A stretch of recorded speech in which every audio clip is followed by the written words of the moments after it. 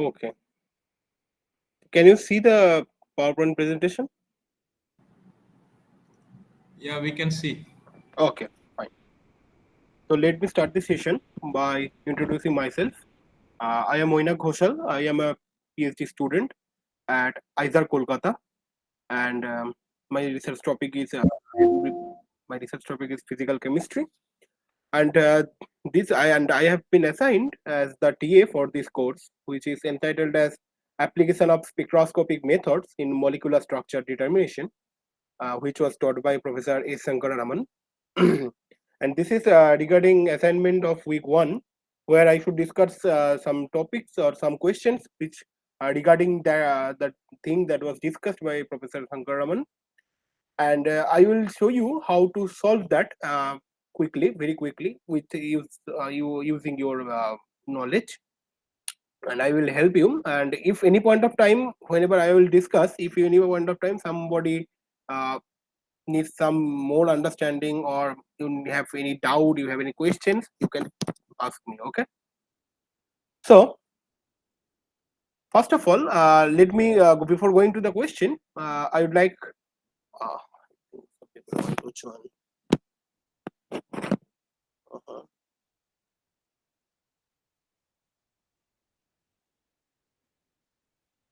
Yeah. One more.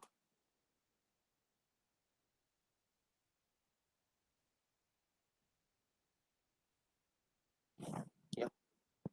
So first of all, I start with the definition of spectroscopy. Okay. So what is spectroscopy? Spectroscopy actually deals with the interaction of light. This is spectroscopy, is deals with the interaction of any electromagnetic radiation with matter.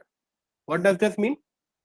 Say, like, if you can think that we are sitting anywhere, or we are standing anywhere, light is falling on us. Is this a spectroscopy? No, no, this is not a spectroscopy. Spectroscopy means electromagnetic radiation will fall on the matter, it will interact, and the response of this matter against this electromagnetic radiation I will record, and I will gain information about the matter. This is spectroscopy. Then it was shown that the different regions of this electromagnetic radiation and the different spectroscopic processes that are associated with it. That means electromagnetic spectrum, your electromagnetic region, the spectrum region consists of a lots of wavelength. Okay, starting from this nanometer to centimeter, you can get a lot of wavelength. All of these are associated with different spectroscopic techniques. Like if you have this, if you can see, I think clearly, this is what do you say? This electromagnetic radiation spectrum, and you see here different regions are there. This is corresponds to X-rays, this corresponds to gamma rays, this corresponds to UV. Here is a small region which is a visible region, which you can see by your naked eyes. This is infrared region, and this is radio waves. Okay. And for these different types of electromagnetic radiations, different spectroscopic techniques are responsible, because when we want to probe some molecule or some information gathering, the energy difference, it corresponds to different region. Okay, that means what I want to say, that somewhere, some in some cases, you will see that your energy difference is very low, some cases it is huge. So different kinds of electromagnetic radiation will be needed. Okay, so here you can see, yeah, this is the infrared light. So can you tell me what is the spectroscopic technique that is associated with infrared light?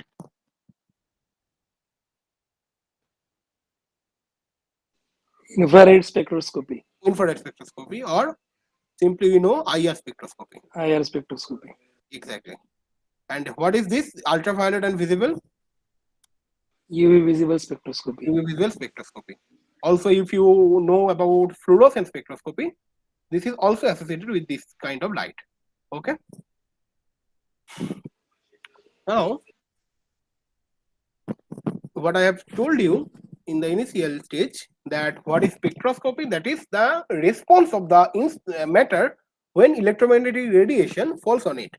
Okay. So what kind of response molecule or matter can give upon the interaction of light? Okay.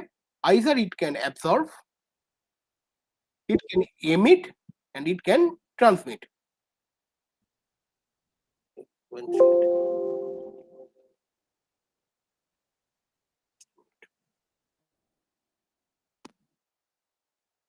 Uh,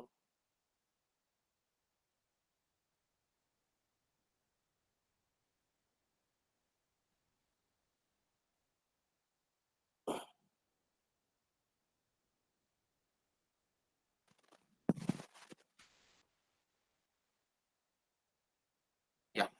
Okay. So getting back to what I was saying, that upon interaction with electromagnetic radiation, matter either can absorb light, it can emit light, it can transmit light. Okay. So what is the difference between this emission and transmission? Can anyone tell me?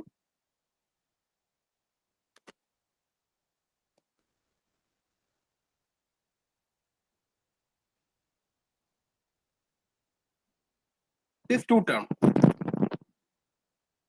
What is the difference between emission and transmission? Are the same?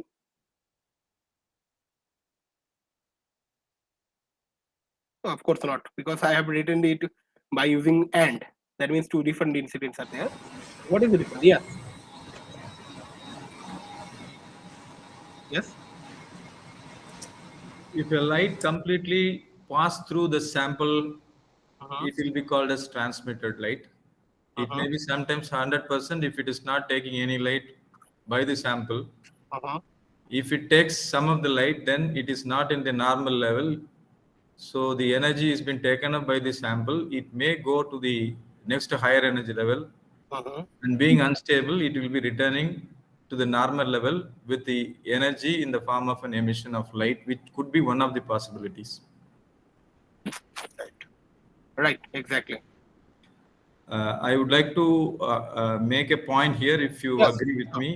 Is there any possibility that a part of light can undergo scattering? Yeah, always possible. So that will be a response for a molecule if it is undergoing interaction with EMR. Yes, yes. That is why Raman spectroscopy also introduced, because whenever light falls, there is some part which also can scatter. Okay. Yeah. Thank you. Thank you very much.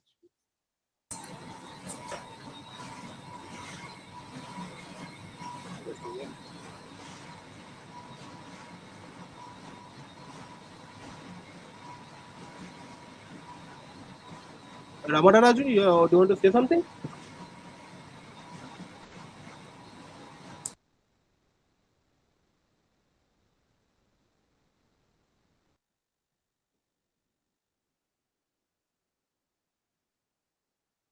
Exactly. So what are we telling?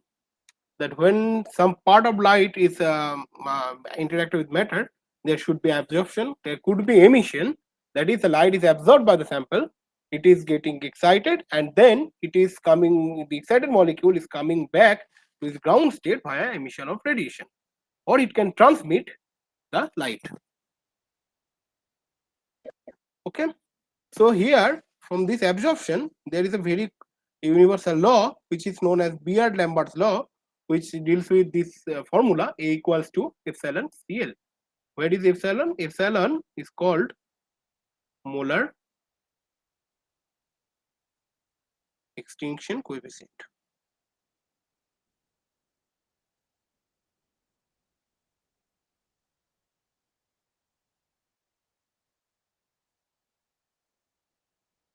C is the concentration, as you know, and L is the path length. Okay.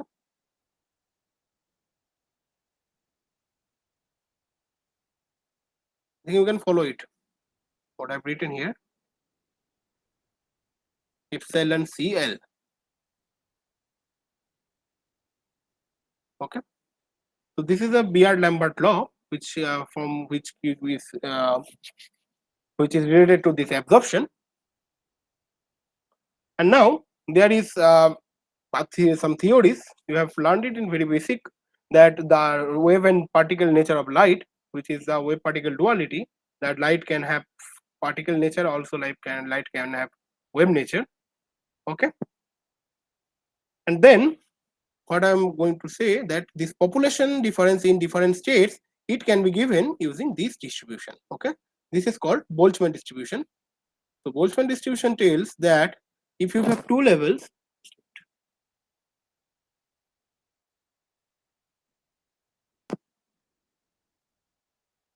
yeah, Boltzmann distribution tells that if you have two levels, suppose this is level 1, this is level 2, okay, and if you want to know what is the population difference at daily temperature T between these two states, then you can use this formula.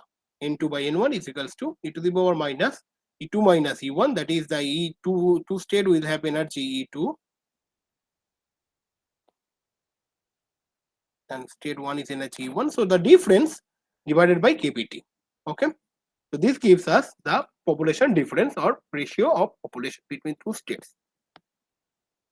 Okay, another thing, since you have learned in quantum mechanics that energy levels are quantized, that means some particular energy levels are only allowed. So you expect that whenever the transition occur, there should be a sharp single line, but this doesn't happen. If you have seen any kind of spectra, you will see that some broadening is always associated with that, and this is the reason that this energy and time uncertainty principle, delta E into T is greater than or equal to H cross. So every molecule which goes to the excited state, that will have some lifetime associated with it, and this lifetime is responsible for the broadening of the spectra. Okay. Another thing, this mass spectrometry is not spectroscopy.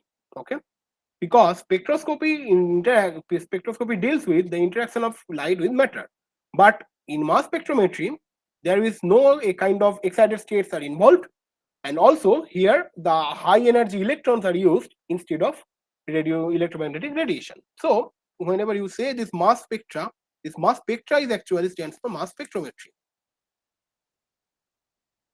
Okay, so now coming to one of the spectroscopic techniques, which is known as nuclear magnetic resonance spectroscopy, and if you can, and here you can see that from the full form of NMR technique, this nuclear magnetic resonance, you can see that the magnetic field of light is actually utilized in this kind of technique, and for this Nobel Prize in physics was given to Purcell and Bloch in 1952.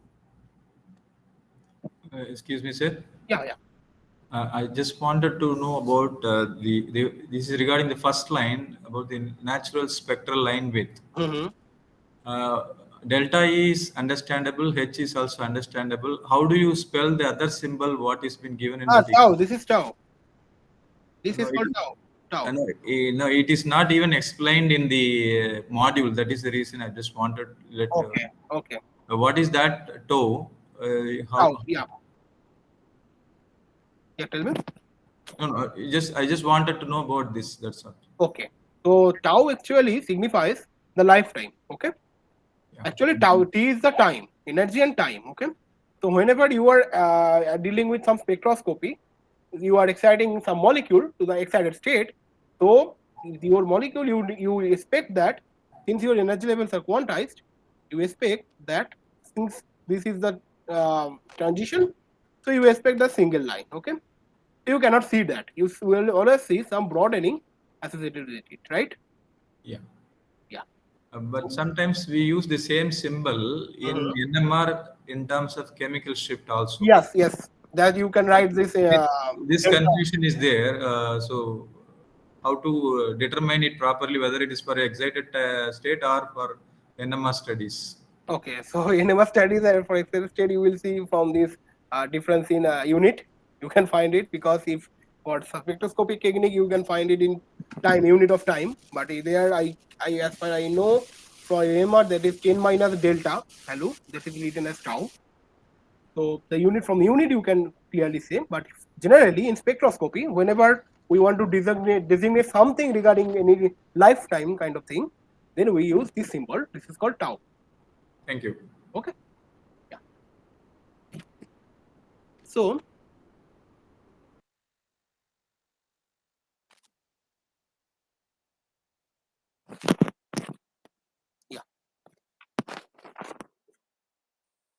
So what I was telling, that is this broadening is broadening related to this lifetime. So whenever molecule goes to the excited state, it stays in the excited state for some time, and this is responsible for this broadening because this uncertainty. Okay. Now coming to this NMR technique. Okay, so you see that its line is written, there's low sensitivity of NMR compared to other spectroscopic techniques. Why? Because sensitivity, first you will need to know on which factor sensitivity depends. Sensitivity depends on which factor? It depends upon the population difference. Okay. Higher the population difference, more the sensitive the spectroscopy technique is. Okay. Suppose you have two states, whichever I have taken here.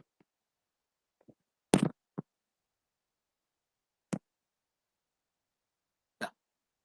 Suppose this one has, this is ground state, this is the excited state. Okay. So if population are same, so if you want to excite some molecule, you will not see any kind of sensitivity because the population is almost same. Suppose 100 molecules is in the ground state, 100 molecule is in the excited state. Okay, so if one molecule goes from ground state to excited state, in large scale you cannot differentiate it.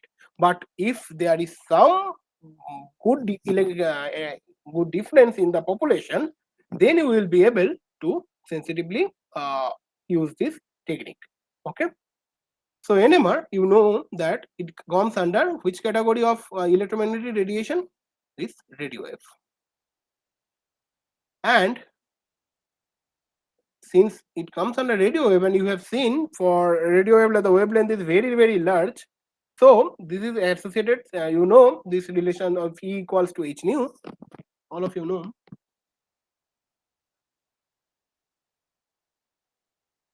Yeah, you know this relation E equals to h nu, or which is equals to hc by lambda. Okay. So here you can see that if I go back, oh yeah, there is the electromagnetic spectrum. Yeah, here you can see these radio waves have how much of what range, in the what range? It says wavelength in the range of meter to centimeter, which is a very huge wavelength. So you, from here you can easily see that if lambda is high, P will be low. Okay, so that means for NMR the energy is associated with the radio wave is very low. So the population difference, which is given by N2 by N1 equals to delta E by KT, which is I have shown you in the previous slide. So the delta E is very small. Since delta is very small, N2 by N1 is also very small. So your population difference is very small. Since your population difference is very small, your sensitivity of this NMR technique is very low compared to other spectroscopic techniques. Okay. Okay. Now, coming to a topic of magnetically active nuclei, this is related with non-zero magnetic moment. Okay. So non-zero magnetic moment, we only show you the NMR spectrum. Okay. Whichever nucleus which have magnetic moment equals to 0, you will not see any kind of NMR signal. Now, ratio is given, which is called gyromagnetic ratio, which is also denoted as gamma, which is the ratio of magnetic moment and angular momentum. You have seen this in the lecture. This is given by gamma equals to mu by p. Okay. If you you will go to EPR spectroscopy, then we will find the more use of this gyromagnetic ratio. Okay. Next one is odd even rule, which was discussed.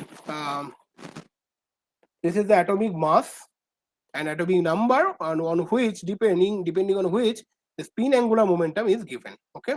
So if even atomic mass and even atomic number, you will see that the spin angular momentum will be 0, just like 12C6 carbon. 12C6. So it will have even atomic mass, even atomic number. So you will see that here I equals to 0.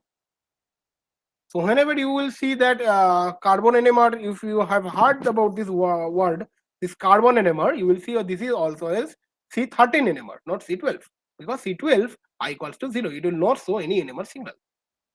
Another thing is that this atomic, if atomic mass is even, and atomic number is odd, you will see that multiple of 1. If you consider 14N nitrogen,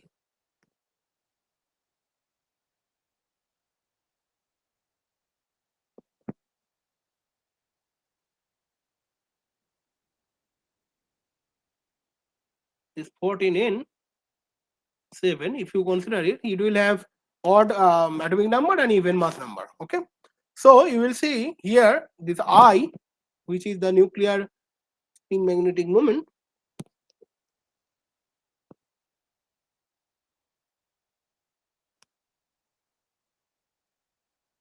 Yeah. Here you will find I equals to 1. Okay, and if this is odd atomic mass and if this is odd or even, then we will see multiple of half. You will see this for C13 1H that the I equals to half. Okay, I'm going to the next, before going to the next module, think body has joined. Yeah.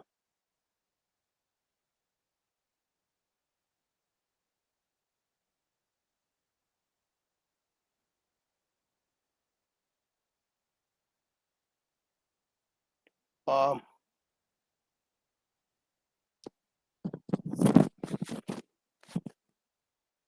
we got a problem related to determining lifetime of excited states using FWHM. There, the FWHM was given in the unit of centimeter inverse. This was the question in our assignment. Should I consider FWHM in the centimeter inverse as change in wave number? Yes, because if you consider this FWHM, which is the if you know how to calculate this FWHM, FWHM is, if you calculate it in the unit of energy, unit of wavelength, any unit you can calculate it. Okay, but make sure that whatever calculation you are doing with this FWHM must match with the units. Okay, is that clear for Revati Rajan? Okay, fine. Okay, and now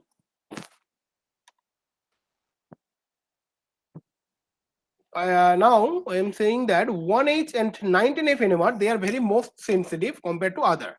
Okay, so not because their population is always constant for everything, but there is high abundance. Okay, this 19F and 1H, they are normal isotopes of fluorine and hydrogen. Okay, so they are much more abundant, and also they have high gyromagnetic ratio, which is given by the ratio of magnetic moment and spin magnetic momentum. Okay. Now this is a formula you have seen there. This E equals to H cross B0 and into gamma. Okay, another term was there, Larmor frequency. Okay, so which is given as frequency with which nuclear magnetic moment precedes about the externally applied magnetic field. Okay, so your nucleus is having some magnetic field. When you are applying another magnetic field from anywhere, from external sources, so it will align itself. Okay, so it will make a cone kind of thing, and it will precede around this magnetic moment with some frequency. This frequency is called Larmor frequency. Okay.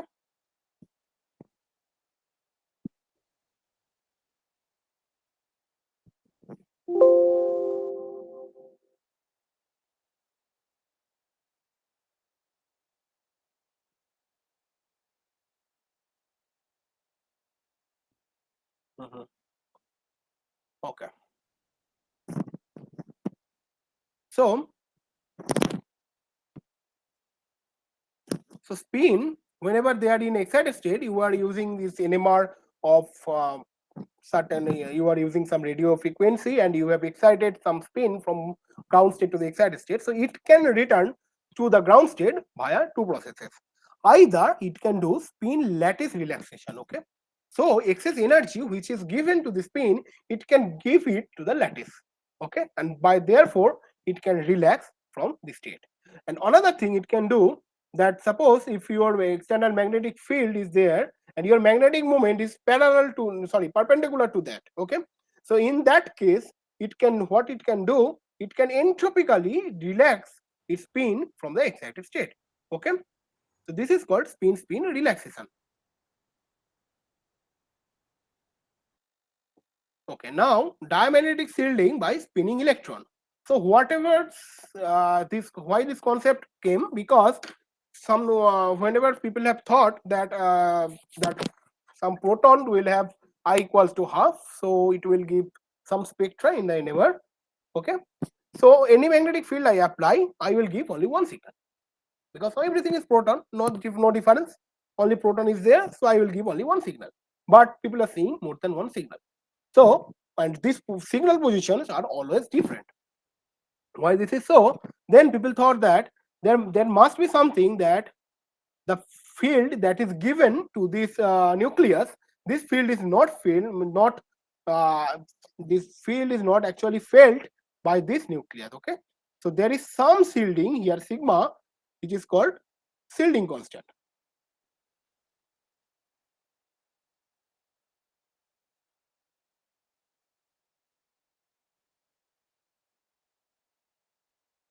Shielding constant. Okay, so whatever the magnetic field B0 you are giving, whatever the magnetic field you are giving B0, this B0 magnetic field is not felt by the nucleus. It is feeling a magnetic field which is given by P effective, is given using deceleration. Okay. Another thing is that the chemical shift, which is given by this delta or whatever say this delta. Okay.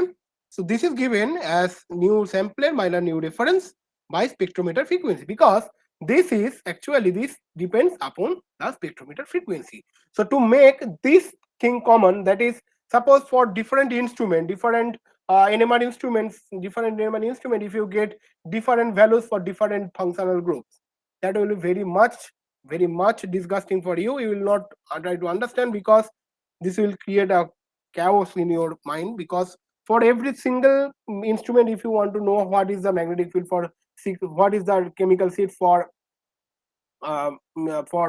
methyl proton in 600 megahertz instrument, this is different. For 800 megahertz instrument, this is different. 500 megahertz instrument, this is different. So you will be very much confused. So that's why people have used this formula. This is divided against the spectrometer frequency. Okay. So there, but some problem then still remains, that this is given in hertz. The difference between this sample and the reference new, this is given in hertz, and the spectrometer frequency is given in megahertz. Okay, so always there will be some factor of 10 to the power 6. You know that 1 hertz equals to 1 megahertz equals to 10 to the power 6 hertz. Okay, so always there will be some factor of 10 to the power 6. So to abolish this factor, people have done that. This they have multiplied it using 10 to the power 6. Okay, so this will give you only a number. Now, some other things are there. Now, when I was saying the reference, so TMS is used as the reference. TMS, you know, TMS is the trimethylsilane, tetramethylsilane.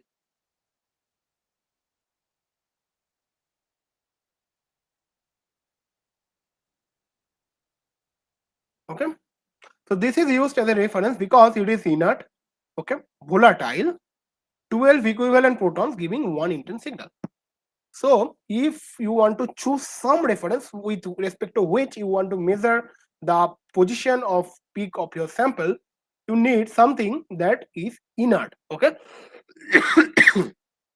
So inert actually suggests that it does not react with your substance of interest. Okay. It is volatile. You can easily remove that. Another thing, that it has 12 equivalent protons, which gives only one intense signal. Okay, so all these criteria are satisfying for TMS to be used as a reference. Next thing is that with increase in NMR frequency, scan weights as well as the sensitivity increases, because this depends upon the B0. Okay. Next, factors affecting the chemical shift. So whatever chemical shift I was talking about, this chemical shift is depending upon two main things. One is electronegativity, another is anisotropy.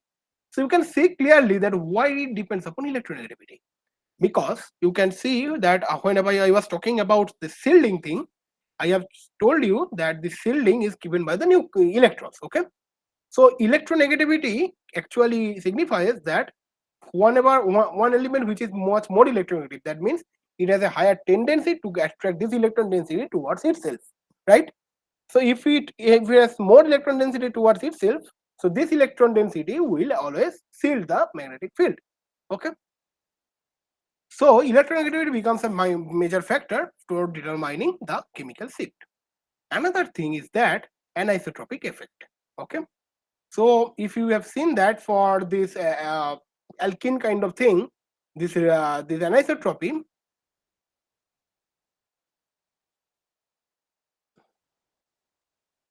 So what do you mean by anisotropy?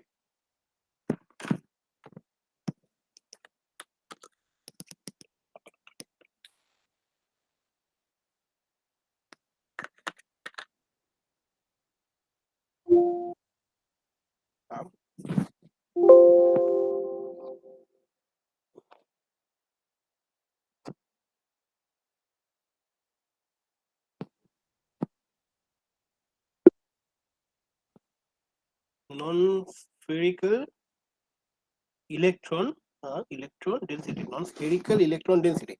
Okay. So in a basic term, I will say that in anisotropy, actually, what is isotropy? Isotropy means equal in all directions. Okay. Isotropy that suggests that some process or something is isotropic, that is, it is equal in all directions. Okay. So anisotropy, that means it is different in different direction normally. So whatever you the main thing is that for acetylene you can for ethylene you can see that this spherical ring, this spherical cloud, you will see that this proton which is present here, if I put my magnetic field in this direction B0, okay, so this is B0 suppose, so this area, this will actually align with the magnetic field. Okay, you can see my fingers, this is my B0, follow my thumb, this is B0 and this is the magnetic field that is at the hydrogens. Okay, so it will actually align with the field of the external magnetic field. Okay, and in the middle region here, over here in this region, what is happening, that this is against the magnetic field. Okay, so it was actually opposing the magnetic field. So the shielding of these protons with these using this electron density will be different. So that's why it is called anisotropy, because for outside this is different, for inside when it is coming this is different. Okay, now multiplicity of a particular proton coupling with n other equivalent proton, it is given by 2ni plus 1. Okay, so I will imply that in the next assignment where we will discuss some problems regarding that. Okay, this is given by this formula 2ni plus 1. Now the area under the each peak is proportional to the number of protons that is responsible for each signal. Okay, so how many protons are responsible? If more number of protons are responsible, you will see more area under the curve. Okay,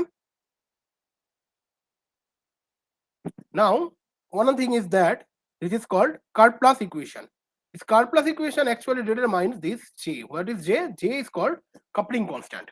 If two protons are there, suppose if they are getting coupled, what kind of coupling will be there, that is determined by this Karplus equation. Okay, and also from NMR spectra you can also determine this J, and here this is the formula. If you know this phi, that is called dihedral angle.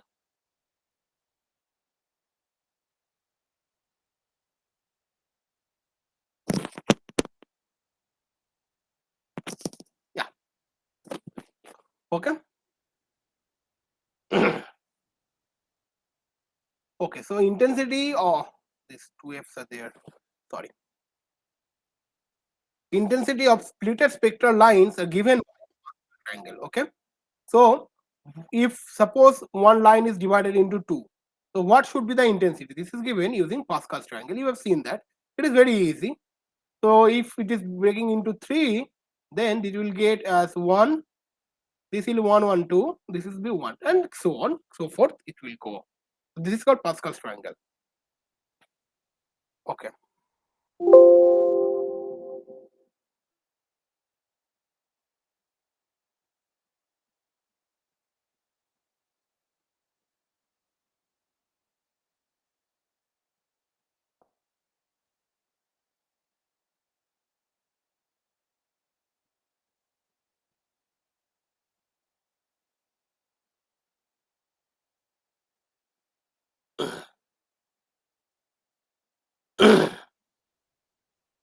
Okay, next term is that electronic chemically and magnetically equivalent proton. We have comes across that this chemically equivalent proton and magnetically equivalent proton. You will see that whenever I will solve some problems regarding the structure determination using NMR technique, I will then discuss that why different protons are chemically equivalent, they are not magnetically equivalent, or I don't think so. Okay. Next thing is that you have seen that the signal for NH2 and OH protons, they are found to be broad. Why they are broad? Because they are supposed to be exchangeable with the solvent. Okay, if suppose ethyl alcohol, if you put it in D2O medium, you will see some D is coming instead of H, or D will see some. Okay, so they has exchangeable nature, and that's why these peaks are coming broad. Okay, so because for different proton environment, you will see different peak positions, and these peak positions will merge together, they will show you a broad signal. Okay, so these are the topics that Professor Shankar Raman has discussed about in this module of 1 to 5. So now I am moving to some questions regarding this. So first question is that phosphorescence spectroscopy is an absorption, emission, or scatter spectroscopy. So you have to choose the correct answer. So what should be the answer?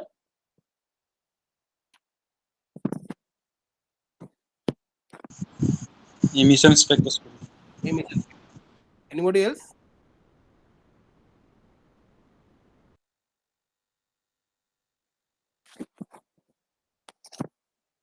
Anybody else?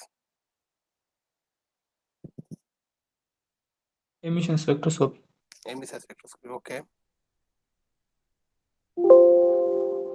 So what is phosphorescence?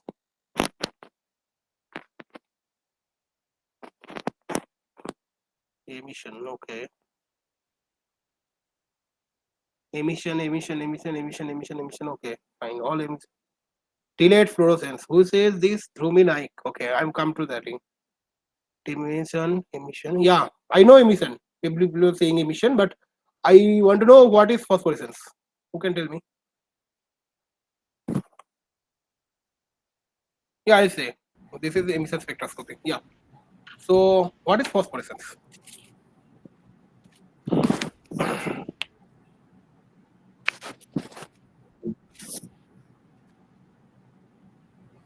Emission of radiation from an excited triplet state to the ground state, which may be happening from a singlet excited state through inter-system crossing.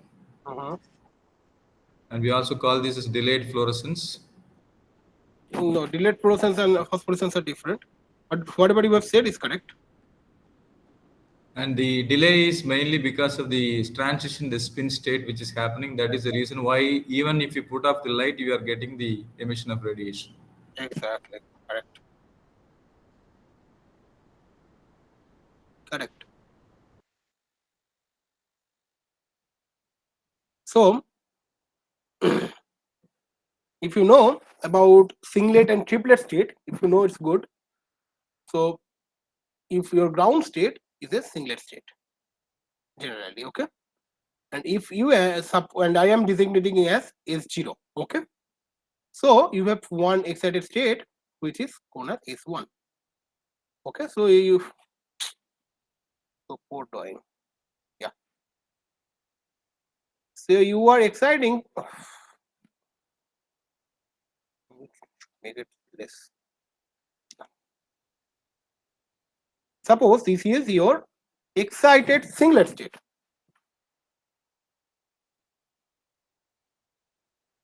Yeah. So I am exciting some molecules from here to here. Okay. Now there is my triplet state. Okay. So some molecules, if it is coming, going, I am exciting in this level, and it is coming from there. I am not drawing the vibrational levels, just electronic levels I am discussing. So this is known as fluorocells. Okay.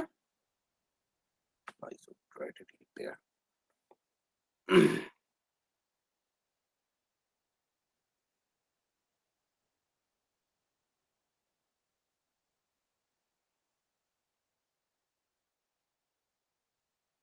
Fluorocells. Okay.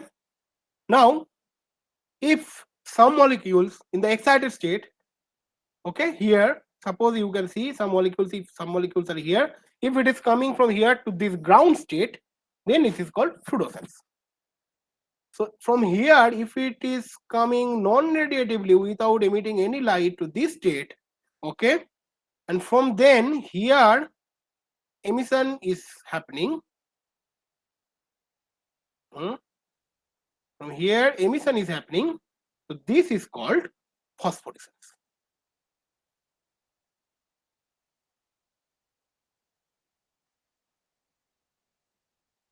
Okay. So if when your excited singlet state molecule is coming to the ground state, this is called fluorescence.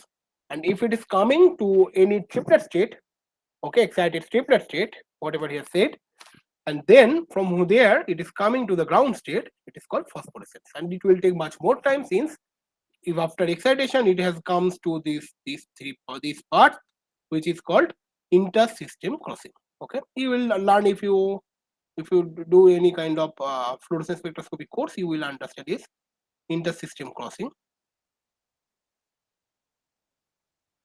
And then also, since from this going from this triplet to this singlet, it is spin forbidden. Okay, so those two things making it a time taking process, or it will take more time. Okay, and another thing, some people were saying that delayed fluorescence. Yeah, someone was saying something.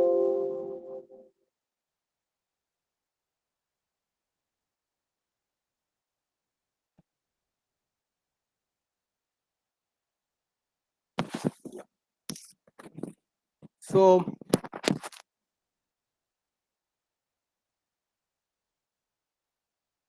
yeah, yeah.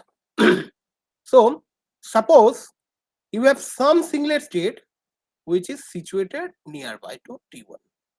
Okay, suppose I am naming it S1 prime. Suppose, okay, and this difference is actually, this difference you can achieve it using thermal energy. Okay, so what happened, that molecule when goes from this state to this state, there is a chance that it is coming back again to this state, which is called reverse inter-system crossing, and from there it is again coming to ground state. So this is not phosphorescence, this is fluorescence, but with a time delay. So this is called delayed fluorescence. Okay. So the answer mainly lies in a single question, that this is a emission spectroscopy. Okay. So I'm moving to the next question. Acha, okay. So if the FWHM of an infrared spectral line is 4000 centimeter inverse, you have to calculate the lifetime of the excited state. Okay. So how can you calculate that?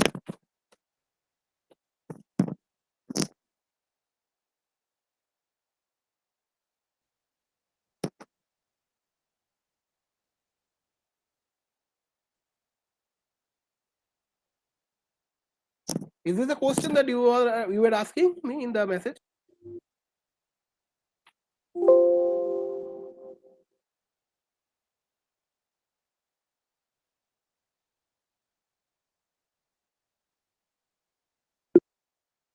Yes, similar one. Okay, fine. So I will show you how to solve this, and then you will be able to do others. Okay.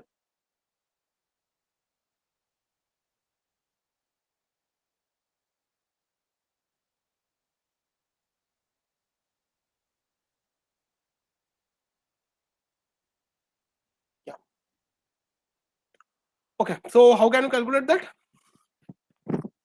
So your FWHM, which stands for full width at half maximum,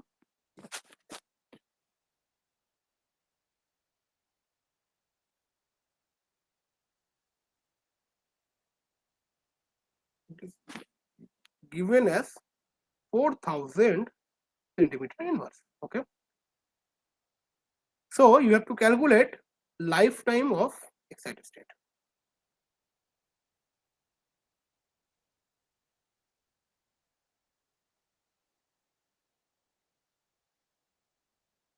Which is given as tau, whatever is the symbol I have talked about, tau symbol. Okay, you have to calculate tau.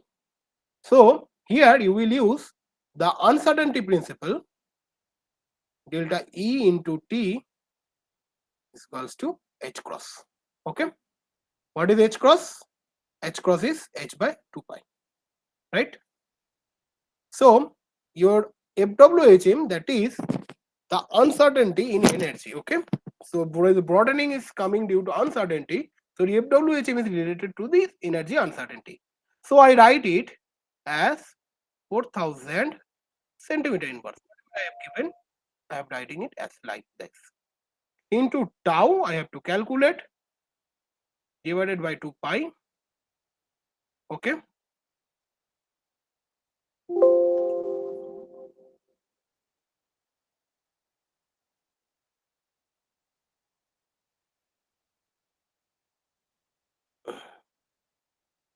Yeah.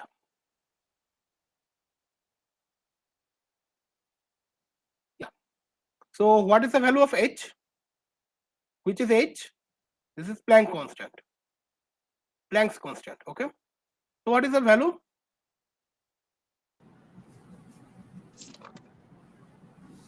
Yes, yes. 6.626 in 10 power minus 34 joules second. Exactly. Okay. Yeah. This is the unit of H, 6.626 into 10 to the power minus 34 joules second divided by 2 pi. Okay. So your tau should be 6.626 into 10 power minus 34 divided by 2 pi. This is basic mathematics. Okay. 4000 centimeter. I'm using this for 1 second. Okay. So is this correct up to this? This tau is 6.626 into 10 to the power minus 34 joule second divided by 2 pi into this 4000 will come down. So this is 4000 centimeter inverse. Now the main problem comes. Here this unit is centimeter inverse, but you have written the unit of H is joule second. Okay. So if you want to calculate this, cancel out this centimeter inverse, you will see that first see that you what you need to find out. Okay, what do you need to find out? You need to find out this lifetime of some excited state. So this will come as second, right? So this will come as some second. So you need to cancel this term, but these two terms are matching, not matching. So one of the two ways is that you can replace this joule with centimeter inverse. And then in that case you have to write H or the Planck constant in the units of centimeter inverse. Another way is that if you can convert the centimeter inverse to joule. Okay.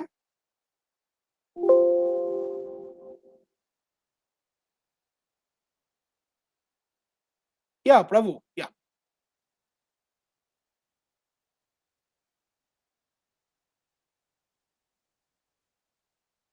Yeah, Prabhu, you want to ask something?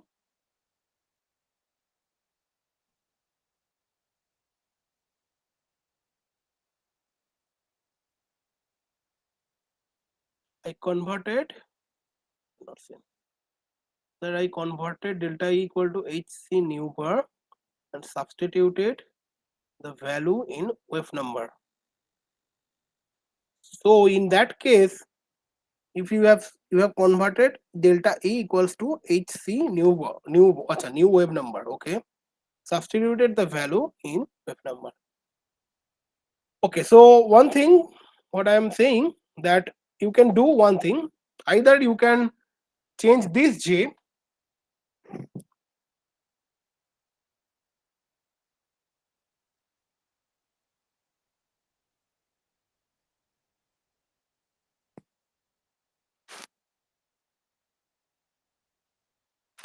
Okay, so you can do either replace joule with centimeter inverse, or you can replace centimeter inverse with joule.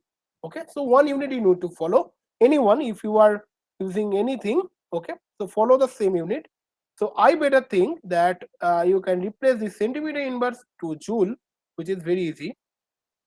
I have written here that 1 centimeter inverse is how much joule. So I am going to replace that to pi 4000 into how much? 1.986 10 to the power minus 23. So this is joule second. This is joule, right?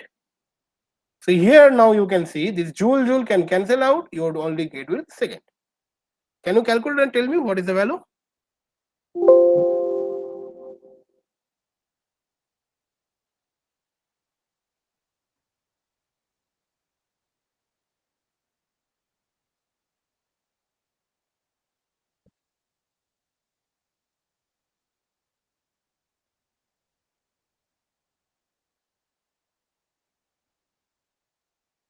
1.3 10 to the power minus 8 second. Just check with this power of 10 to the power 8 minus 8. You just check it again. Okay, Babul Kalita, who is asking that here in particular compounds, the coupling constants are the same. But sometimes we observe different coupling constants like in nitro-substituted compounds. Okay, that coupling constant is actually depends upon what kind of environment it is facing. Okay, so coupling constant is not used to be the same, that if every nitro compound is all hydrogens will have same the coupling constant, but it depends. And what kind of orientation this for ortho coupling will be different, for meta coupling it will be different, for para coupling it is also different. Okay, so this depends upon in which environment this is there. Okay. Yeah, but okay, let me do this with, then we will confirm.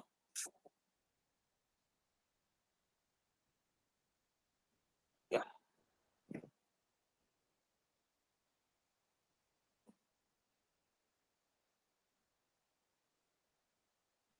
Okay, so approximately I am calculating. You can calculate it. Okay, so this is 6.626. Okay, I am shifting here.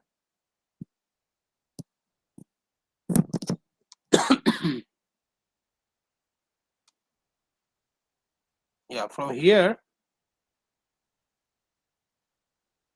see, oh, sorry, from here, not here, from here. Okay. From here, I am shifting here. So, okay, so it will be equal to 6.6 to 6, 10 to the power minus 34. And I am just past separating this 10 powers. 2 pi. So 4000 I am converting it 4 into 10 to the power 3, okay, into 1.986 10 to the power minus 23. Okay. Now plus 3 this minus 23, this will give me 10 to the power minus 20. Okay, 10 to the power minus 23 to the power 3. This will give me 10 to the power minus 20. And if it is going in the numerator, it will give me 10 to the power minus 34 plus 20, which is something into 10 to the power minus 14 scale. Okay. So this something, as far I remember, this will come like, have you anyway calculated that?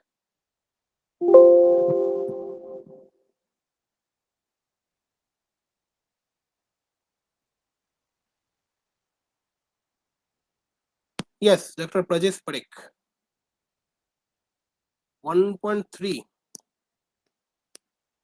I think it will come 13.1 or like that. Okay. So calculate, if you calculate this part, is 6.626 divided by 2 pi into 4 into this one. Okay. So you will finally end up with 1.33 into 10 to the power minus 15 second. Okay. You can calculate that. So what is this called? This 10 to the power minus 15 second.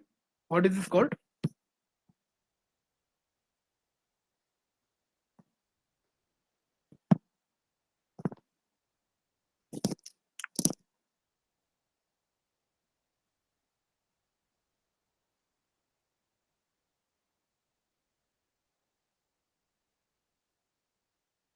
What is this called? This 10 to the power minus 15 second. You know about this milli, micro, nano thing?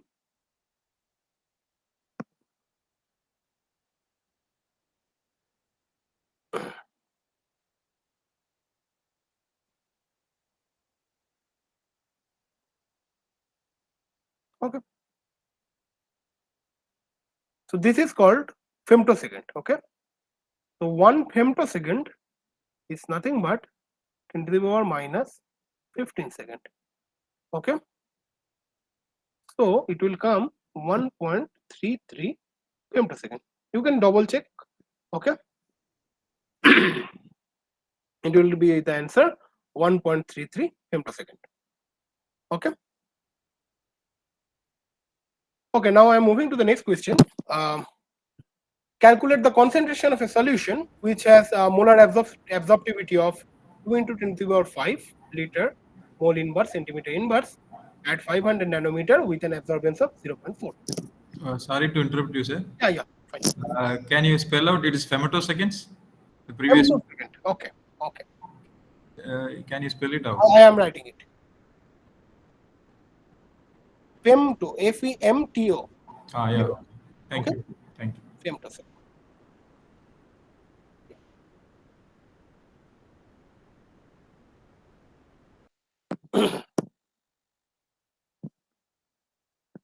Okay, now next question is you have to calculate the concentration of a solution which has a molar absorptivity of 2 into 10 to the power 5 liter mole inverse centimeter inverse at 500 nanometer with an absorbance of 0.4.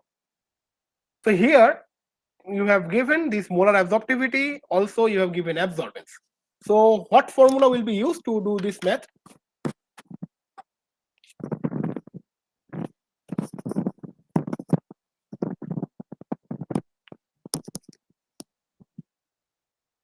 What formula? Very well known formula. I have discussed. Beer-Lambert law. Beer-Lambert, exactly. What is the Beer-Lambert law? A is equal to epsilon CL. Equals to epsilon CL, exactly. So to do that, we will use this law, which is called Beer-Lambert law. A equals to epsilon CL. Okay. What is A? A is the absorbance.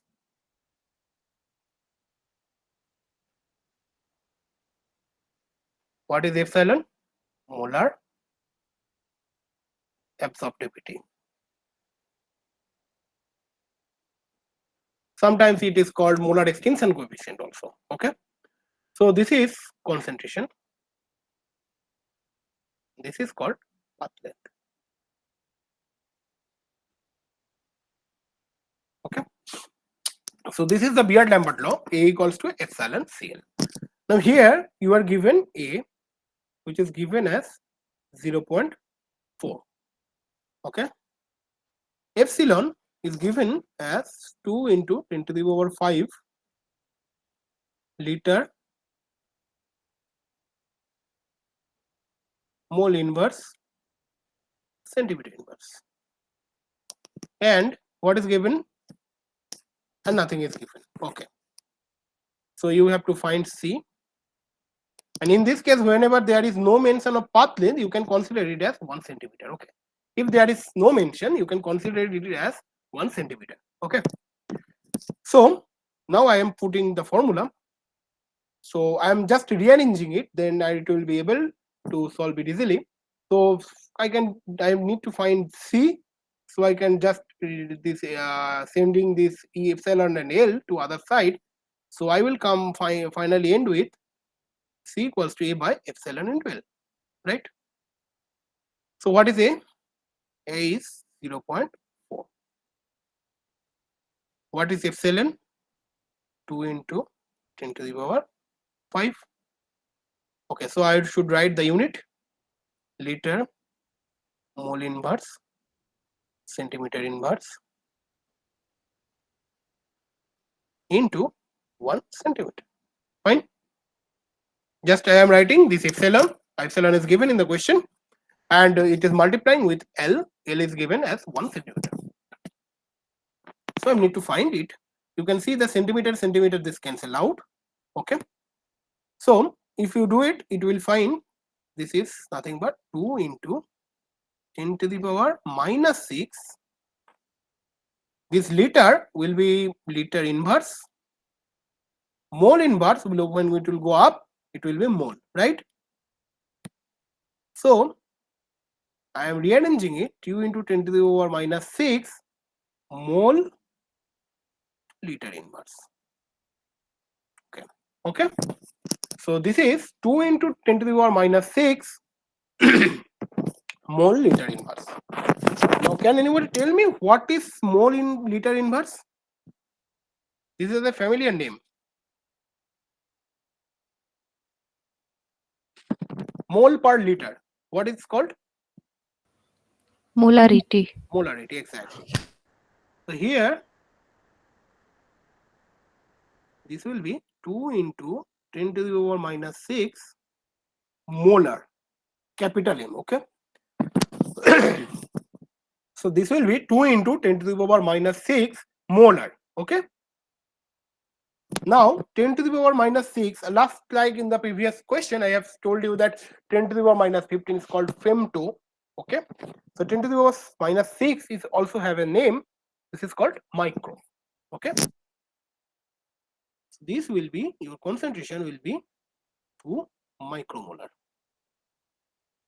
okay? So micro is replaced using this mu symbol. So 2 micromolar will be the concentration. We got that?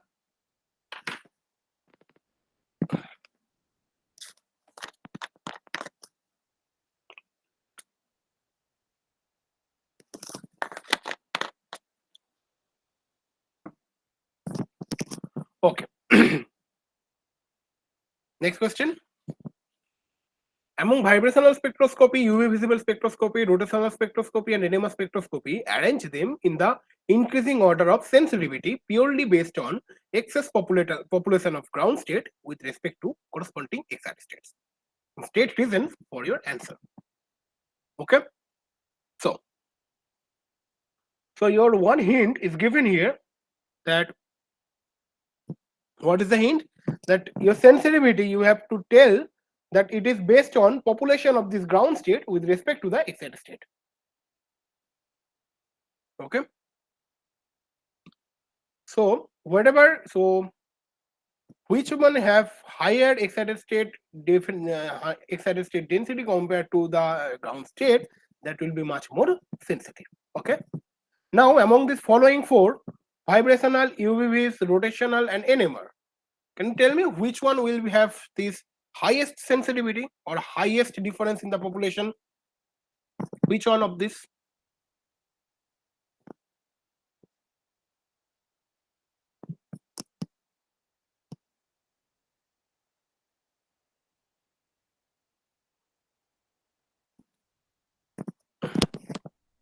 UV. UV. Okay. Anybody else? NMR. Okay, you can put NMR now, because NMR I have told you that it is very less sensitive. Okay, fine. You are NMR. Okay. Anybody else? I'm asking highest sensitive among these 4.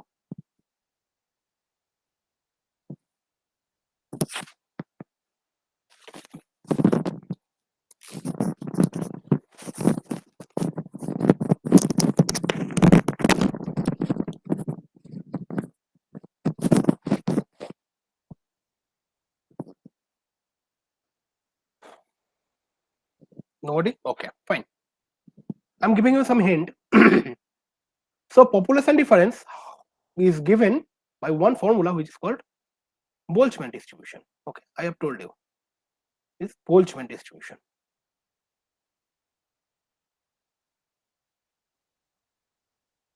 What is it is saying that if you have N2 molecules in the excited state, N1 molecule in the ground state, this will follow this relation where delta E is the energy difference between two states. This is Kb into T, right? So it will follow this relation, that what should be the difference in the population between two states. Okay. Now the main thing that lies here, that so to know to get this, first of all, you see at any particular temperature T is fixed, right? Kb is a Boltzmann constant, it is also fixed. So the only varying thing is this one, delta E. So this energy difference is not same for UV, not same for vibrational, not same for rotational, not same for NMR. Okay, so this is always different for different kind of electromagnetic spectrum. Okay, so to get this N2 by N1 high, you need your delta E. What is your delta E? You need it to be high. Okay, if it is higher, you will get this high value. Okay, so the difference will be higher. Okay, now among these four, vibrational, UVVs, rotational and NMR, which one will have higher difference in energy? So if I move back to the whatever I have discussed, this, yes, electromagnetic spectrum. Okay, so which region corresponds to vibrational spectroscopy? Can anybody tell me?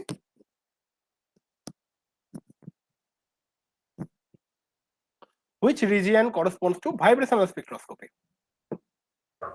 IR. IR region, yes, this region. Okay.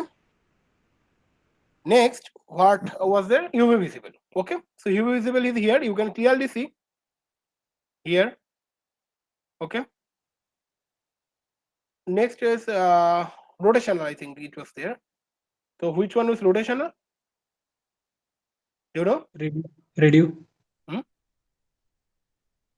Which one? Radio wave. Radio, yeah. Microwave for radio wave. This is also for rotational and NMR. Okay. So which one will have this highest energy difference? You can see from ultraviolet to infrared to radio wave, the wavelength is gradually increasing. Okay, you see here from nanometer, it is going to meter. And conversely, what will happen, that if your wavelength is getting increased, since it is inversely proportional to energy, so your energy will getting decreased, right? So since ultraviolet, now you have seen this energy spectrum, electromagnetic spectrum. You have seen that ultraviolet light will have lowest wavelength, so it will always have highest energy.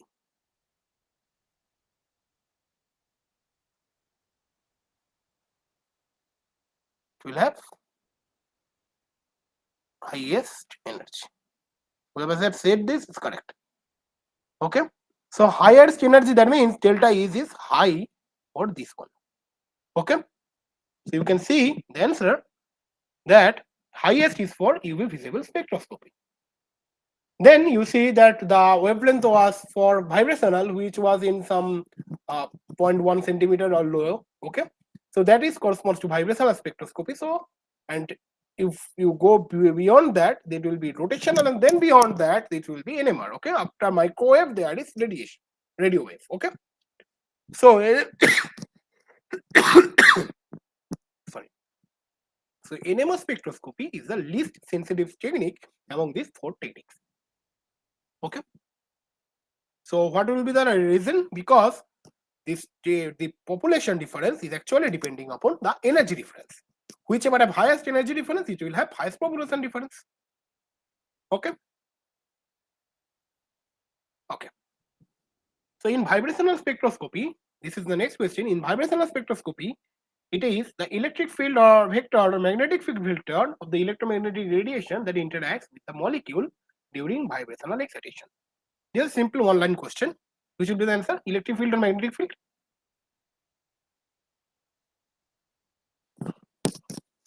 Electric field. Electric field, yeah. Electric field of the light, this will interact with the molecule in vibrational spectroscopy. But in NMR, it is the magnetic field of the light that is actually taking part in NMR spectroscopy. Okay, so answer is the simple question, is electric field vector.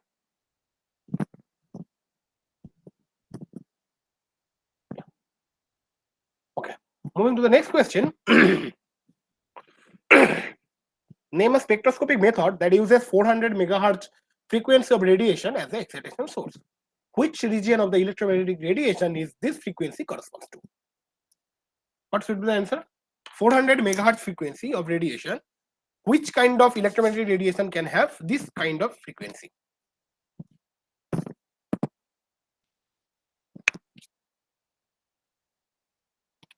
Which one could have? NMR. NMR, yeah.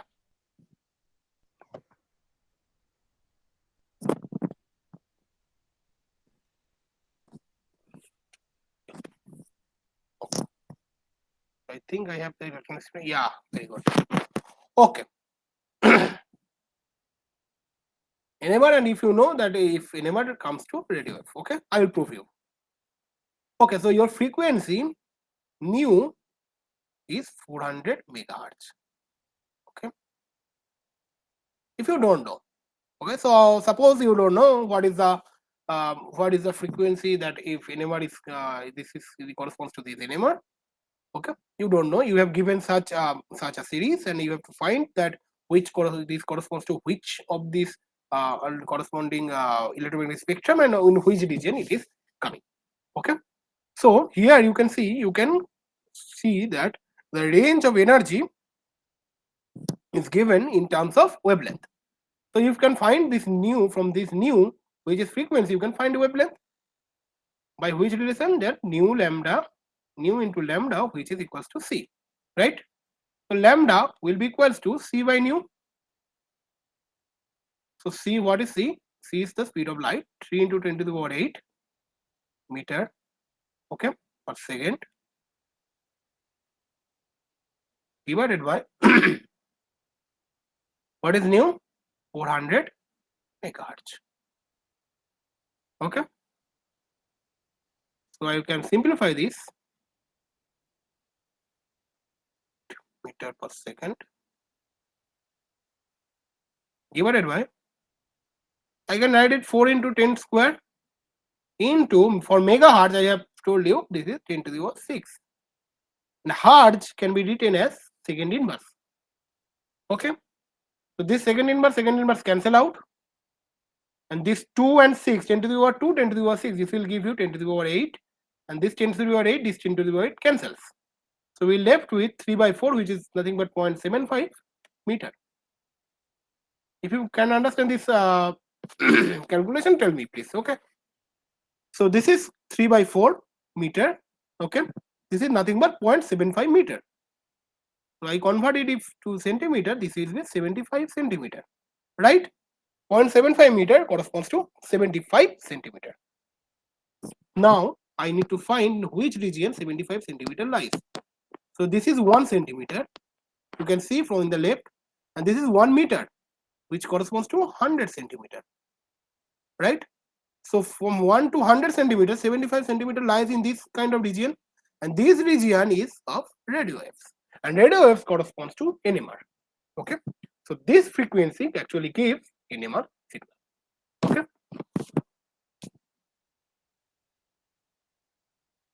okay, next question I'm coming, that you have to calculate the energy of photon and energy per mole of photons of light of wavelength 200 nanometer and another light of frequency 500 megahertz. Okay, and you have to report the values in eV and joules per mole respectively. Okay, this is a good question. So first question is two different scenarios are there. In one case you are given with some wavelength, and in another case you are given with some frequency. Okay, first wavelength case, first case.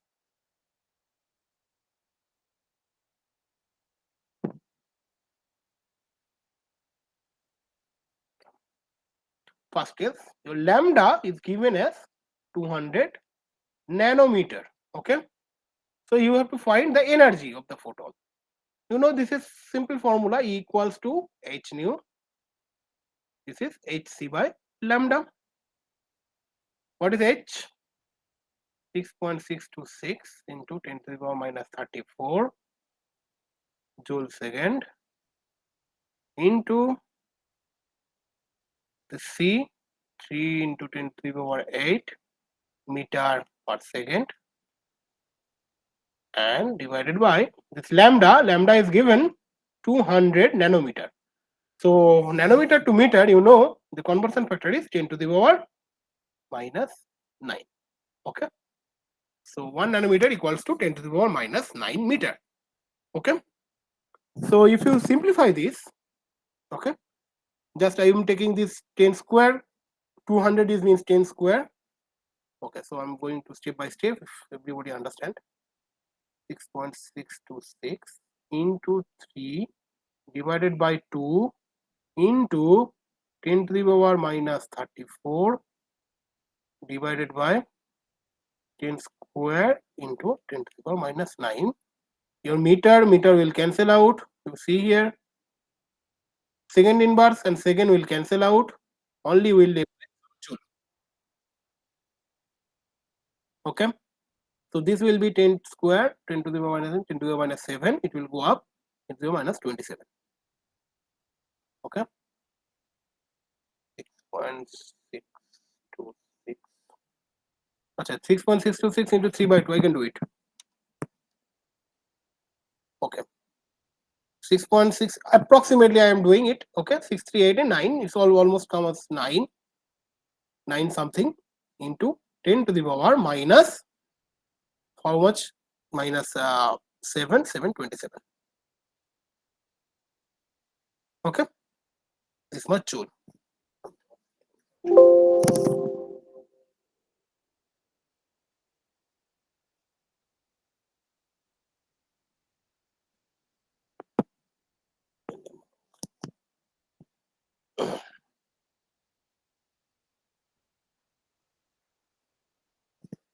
Okay, Sir, I think you forgot the 10 raised to 8. which one? Oh, okay, yeah. Thank you so much. Yeah. Correct. It should be 10 raised to 8.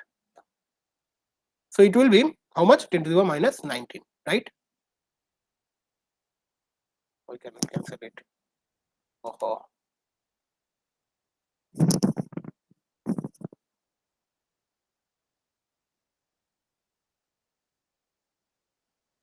Okay, so it will almost 9 into 10 to the power minus 34. This will be 7, 7, 8, 15, 15, 34. This will be minus 19. Okay, this much joule, right? Now you see you have to find this answer in electron volt. Okay, so whenever you have to convert it to electron volt, I have written this conversion factor that 1 electron volt corresponds to this much joule. So you just divide it. Okay, so E will be 9 into 10 to the power minus 19. Okay, it is approximately 9. I didn't calculate it.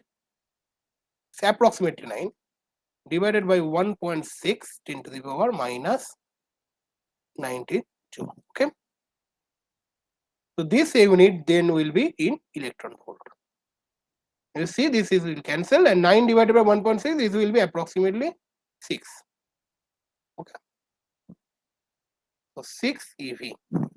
So the energy of photon will be almost 6 eV.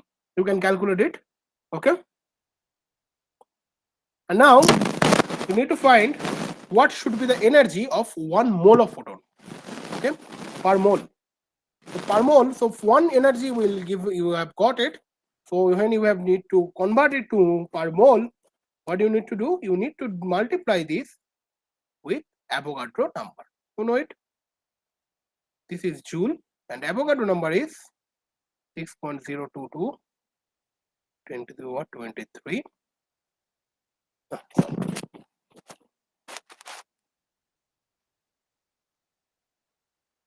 3 mole inverse. If you do it, what will get? 9 into 6, this will be like 5.4 into 10 to the power minus 10 to the power 5 like this. Okay.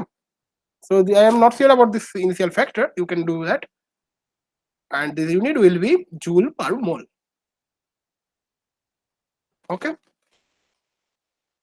So this is the way, if you are given the wavelength of some photon, and if you want to calculate the energy of this photon in terms of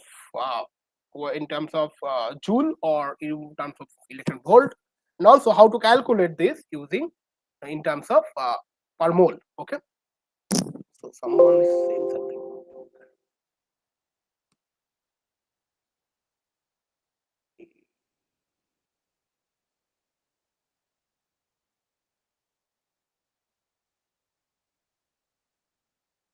Okay, the questions are repeating already. The other from another class we learn it. It will be better if you go to the questions that were not discussed. See, I don't know which one was discussed because I have been told to discuss these kind of questions. Nothing else. Because I don't have an idea that what kind of questions are discussed earlier. Okay. Okay. So So for your information, question number 10 was not discussed. question number. Last one. 10th question. Calculation of mole ratio from the NMR data. Okay. That was not discussed. Okay. Okay. I will go to that. I will go to that. Okay. Yeah. So for this next question, that is given as the flight frequency of 500 megahertz. Okay. Here you are given the frequency. Okay. The slide is not visible. Slide is not visible.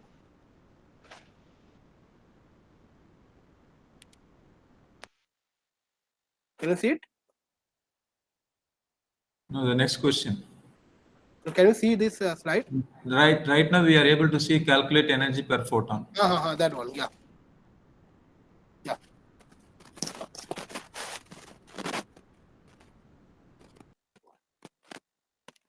Okay. So whenever you are given this same thing, this frequency in terms of frequency. Sorry, the energy is given in terms of frequency. This frequency is 500 megahertz, or I can write it in the terms of hertz as 500 into 10 to the power 6 hertz. Okay, so this is nothing but 5 into 10 to the power 8 hertz. So you just convert it to E. E is nothing but h nu. Okay, so h is nothing but, you know what is the value of h, and if you just need to put this nu here, nu is given here. Okay, so you will calculate this, the same process, just need to convert it to this electron volt and also to multiply it with this Avogadro number, which will give you the energy of joule per mole. Okay, so these are the answer. You can, if you have done, it's good. If you have not done, just check it. Okay. Yeah. Okay, the energy gap between two electronic levels is 2.5 electron volt in a molecule. You have to calculate the population ratio of molecules in the excited state to the ground state of this electronic level at 25 degrees Celsius using Maxwell-Boltzmann distribution. Okay. So it's a very easy question. You have asked to calculate the population ratio. This is n excited state divided by n ground state, which is nothing but e to the power minus E excited minus E ground, which is I have written as the delta E divided by kVt. Okay. So if I write it, the difference is given as 2.5 electron volt. The same thing here.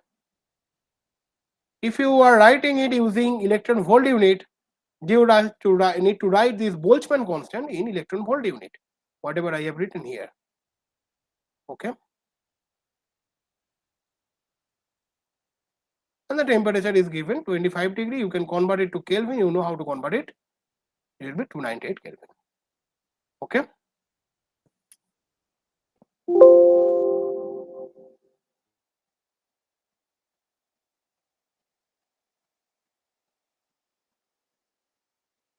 Yeah, I am going one by one. Okay, if you know it, then it's fine. Yeah, so this is we will find it is almost, it will come if you do this math. If you can either do this, convert this electron volt to joule, or you can, then you have need to put this unit in joule, this kb, okay, or you can do it in electron volt, whichever you like. So it will come nearly 10 to the power minus 43.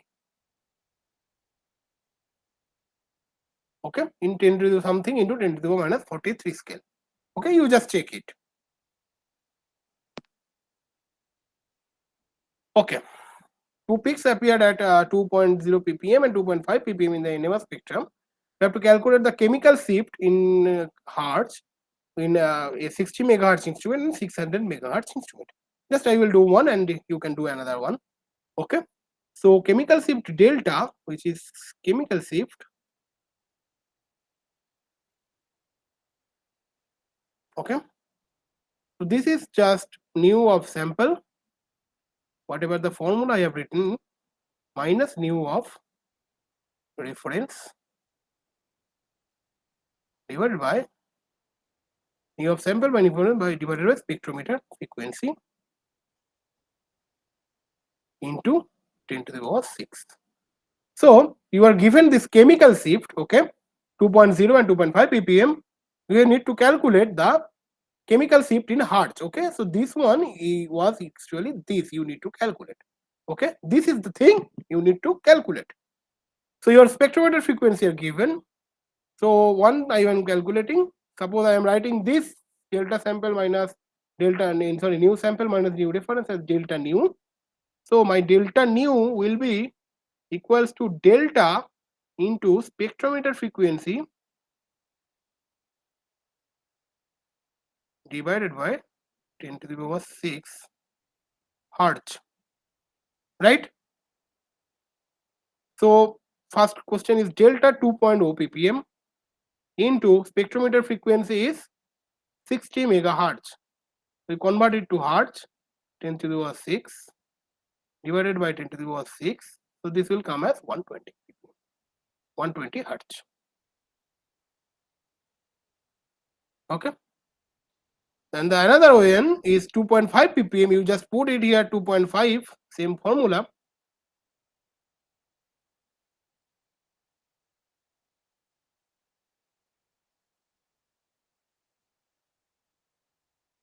It will come at almost 150 hertz. Okay, so these two delta values corresponds to what in hertz I have calculated, showed you how to calculate it. So you can do that for this 600 megahertz instrument again. Okay, for these two values, and you will get these values, that 150 hertz is for 60 megahertz instrument and 15,000 hertz for 600 megahertz instrument. Okay. Now coming to the question that is told that this is not discussed. Okay, so 1H NMR spectrum of a mixture containing orthonitrotoluene and paranitrotoluene. This showed two peaks for the methyl group in this compound. Okay, the methyl peaks of orthonitrotoluene appeared at delta equals to 2.5 ppm for orthonitrotoluene. Okay, and delta equals to 2.3 ppm. This is for paranitrotoluene. And what is this peak? This is peak for methyl proton. Okay, methyl hydrogen. So this will come for orthohydrogen. It has orthonitrotoluene. It is come at 2.5 ppm, and it is for delta for paranitrotoluene. Para is given, right? Orthonitro and paranitro. Yeah, para is coming at 2.3 ppm. Another information is given that the integration, which is the area under the peak, okay, is 56.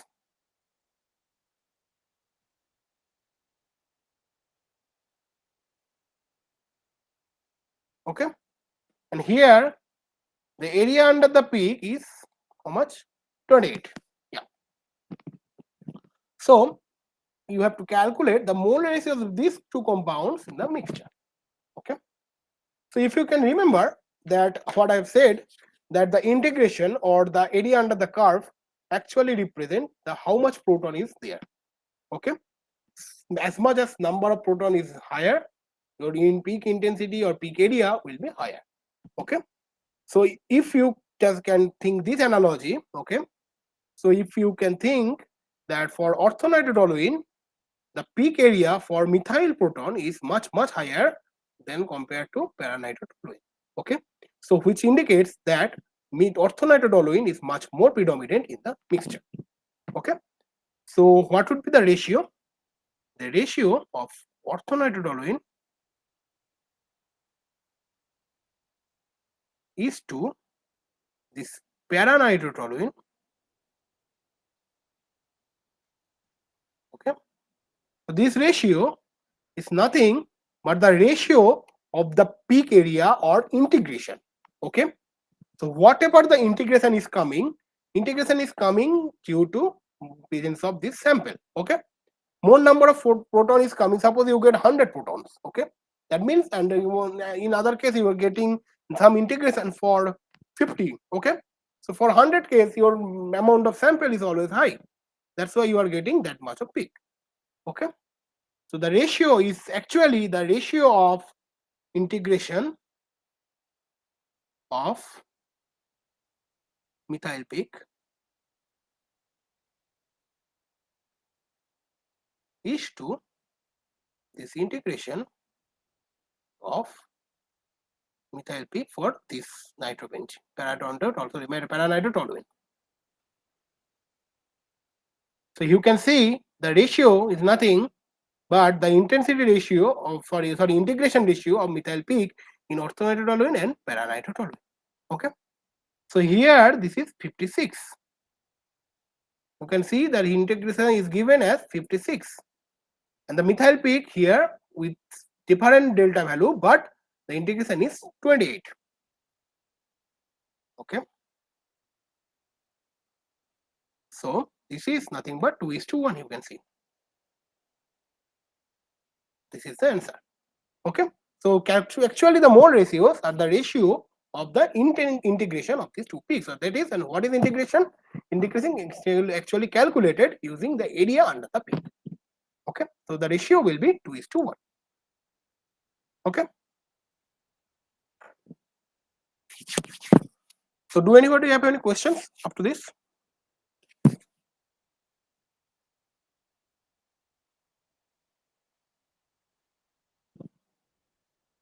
Hello.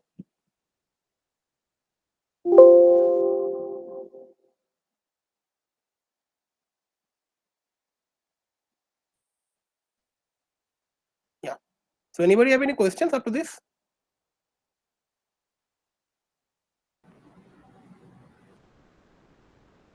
Sir, I joined the lecture late. I don't know if you have already explained it, but I don't know what is FWHM. Okay. Okay. I'm taking another slide that will be helpful for you. Okay. Yes, so it's writing something. Something is clear. Okay. Okay. Can you please see the slide? Yes, sir. Okay. So what is FWHM? You were asking. So FWHM. So this stands for pole width at half maximum. So since you have joined late, I have discussed about this broadening of a spectra. Okay. So this is a suppose a spectra. Some energy line, energy scale is there. Some intensity scale is there. Suppose intensity, or some people write it count. Okay, intensity or counts. So generally you will not see a Gaussian, you will not see a perfect delta function kind of thing. Okay, so suppose you are seeing this one. Just ignore my drawing, just focus on the concept that this is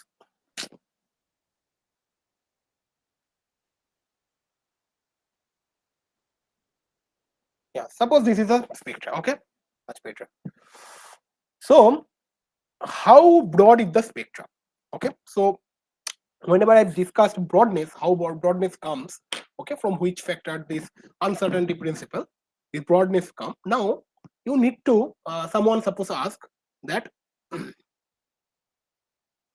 that there is some spectra like this, there is some spectra like this, there is some like this. So which one is broad? So how can you tell that which one is broad?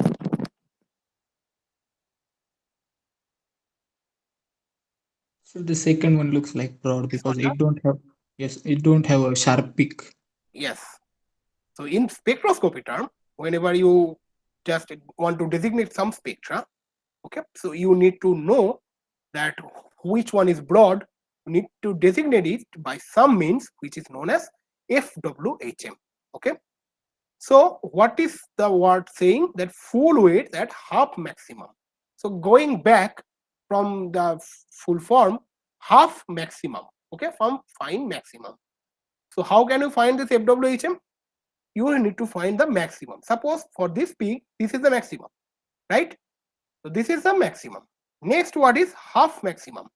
Suppose this is 10, okay? So you find where is 5. Suppose there is 5. So this is the half maximum, okay? This is the half maximum. This is the maximum, this is half maximum. Here, what is the full width? What is the width? This one, right? So you just take what is the value.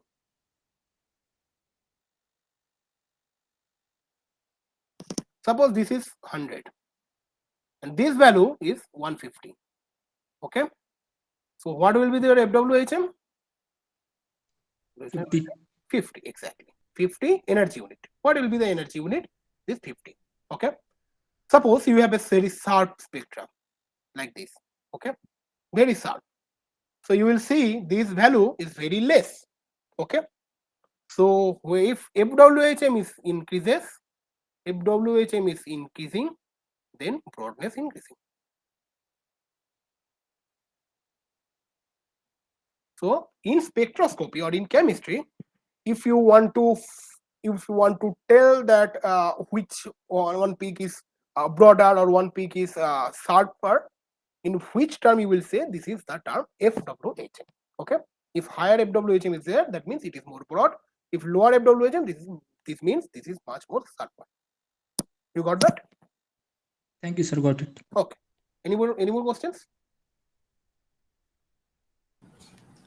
There is no question right now in the assignment 1. Will you have one more session for the assignment 2, or what will be the way to clarify some of the questions in the assignment 2? Yeah, in the next week I will do this assignment 2 problems. I will solve. Thank you. Okay. And if anybody have any doubt, you can ask me from this assignment 1. You can ask me then in the assignment 2, or I will upload it in the YouTube. There also you can ask. Okay. Is that fine? Yeah, fine.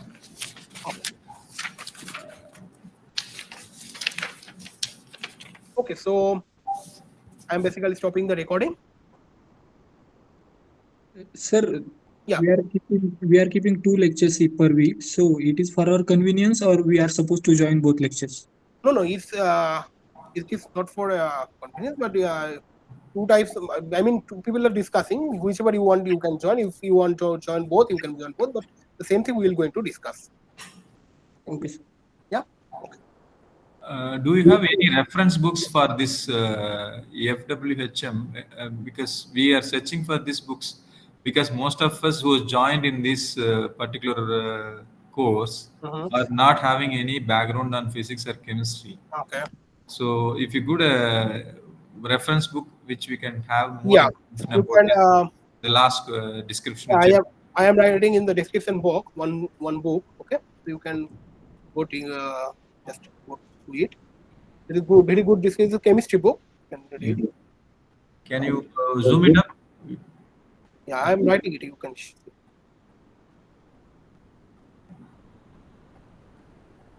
And our name is, I think I can't remember, but the author's name is correct. Okay. Okay. Can you tell the name, introduction to spectroscopy? Yeah, this name I think this may be wrong, but the author is Barnath. Okay, Barnath. This is a very good book for basics of spectroscopy, chemistry book. So if you want to learn this WHM, you can learn from here also. Okay. Okay.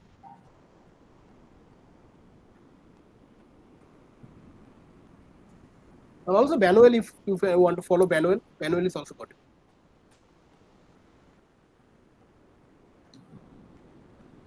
Similarly, is there any books which has been available for multi-component analysis in UV spectroscopy?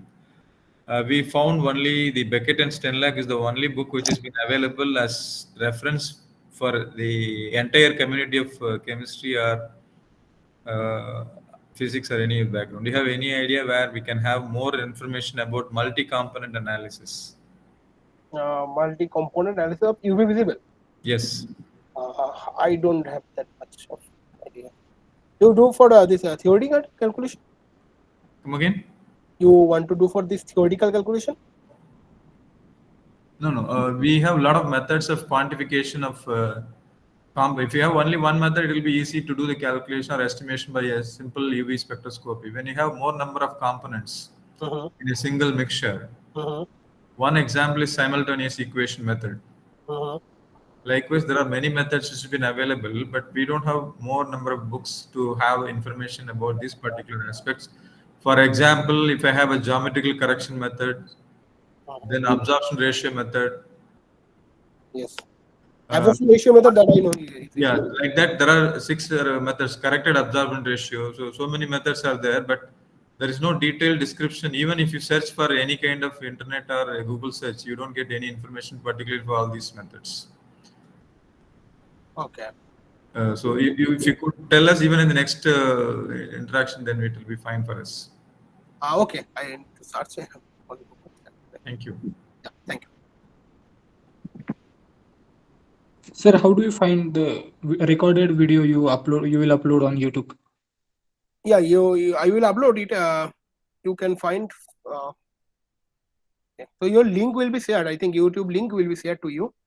Since you have registered to this course, so you will be provided the YouTube link, and from there you can see. No, we didn't receive any YouTube links. Even for the last meeting which you had on the Friday, we have been informed that it will be given, but so far you have not received any email or link to us. Yeah, that in detail. No, at least no. We don't want the previous one. At least this particular video recording, if you give it in a link, then please make the authorities consent to provide us the link so that we can able to see it. Yeah, they will. I think they were waiting for these 2 sessions to have last week to complete. So today is complete. You see 1 or 2 days. I think this will be available because I have done it previous semester also. So that keeps available. Okay. What is the probable day we'll have a session for assignment 2, sir? Next Tuesday. Thank you.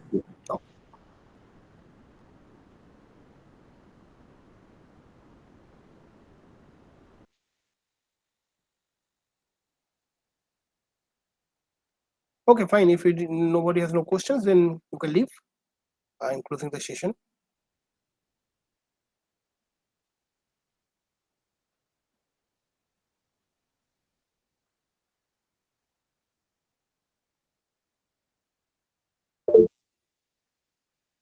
Welcome, Purnima.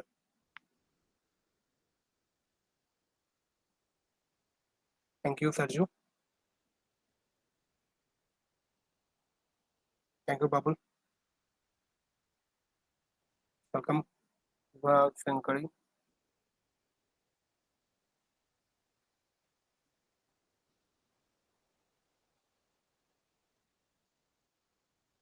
Vaishnavi, welcome. Inasili, welcome.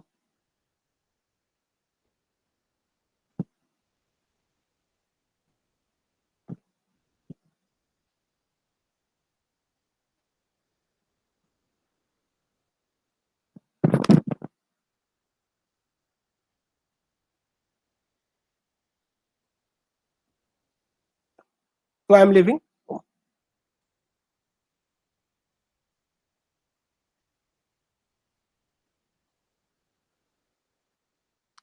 Pavan Kumar, do you want to say something? Yeah, thank you, sir. Oh, welcome.